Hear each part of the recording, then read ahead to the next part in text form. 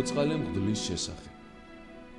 ერთხელ წმინდა გენადიის პატრიარქი მიდიოდა წმინდა მოწამე ნეტარი ანასტასის ტაძარში და წინ უძღოდა დიდძალი მრევლის სანთლებითა და საქმეებით.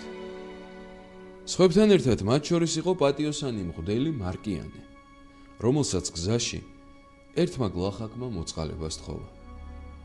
ჭეშმარიტმა ღვთისმსახურმა არ დატოვა იგი უყურადღებოდ, მთელი გულით მოусმინა.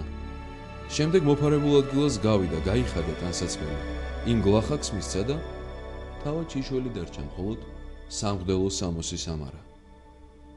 მოიქცა ისე, როგორც უფალმა თქვა. ყოველთა, რომელნი გთხოვდეს შენ, მიეც და ნუ გარე მიიქცევი. ისე შევიდნენ ქალაქში და მივიდნენ წმინდა მოწამე ანასტასის ეკლესიაში, რომ არავინ იცოდა მღვდლის ქველმოქმედების შესახებ.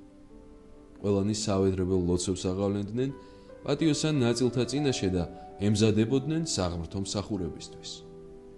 ფერხტბანის დრო რომ მოვიდა, ღმერთშემოსილი მარკიანე ფილონით იფარავდა სხეულს, რომ არავის დაენახა მისი სიშიშვლე.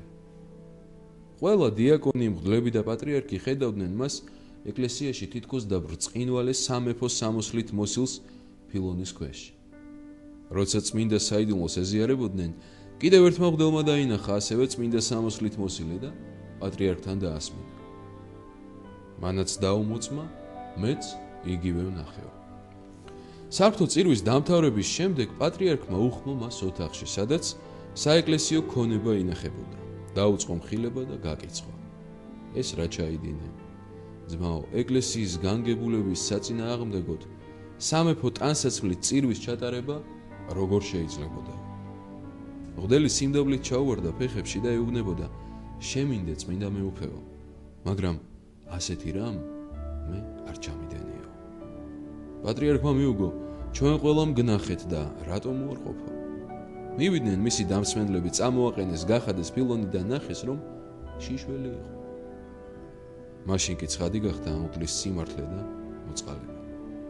ყველა მადიდა ღმერთი, რომელიც აძლევს საიდუმლო მადლს მის მოყვარედ.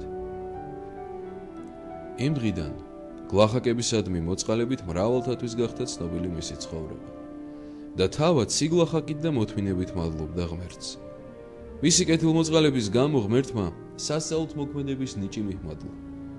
ეშმაკებს განასხამდა ადამიანიდან, სნეულებს კურნავდა, უდაბურ ადგილებში დადიოდა და სადაც უპატრონო მკვდარს ნახავდა, განბანდა, სუდარას შემოახვევდა და ეტყოდა, აღდეგ ძმაო, მკვდარი მაშინვე წამოდგებოდა. იგი ამბორებოდა მას და მიცვალებული ისევ შეისვენებდა. ეს ნეტარი მღვდელი მარკიანე ღმერთმა ადიდა, ანგელოზები აქებდნენ, ადამიანებს რიდი ჰქონდათ მისი, ეშმაკები ძრწოდნენ მის დანახვაზე. ყველას განაცვიფრებდა და ადიდებდნენ ღმერთს, რომელიც არის დიდება, გუნითი, უგუნისა.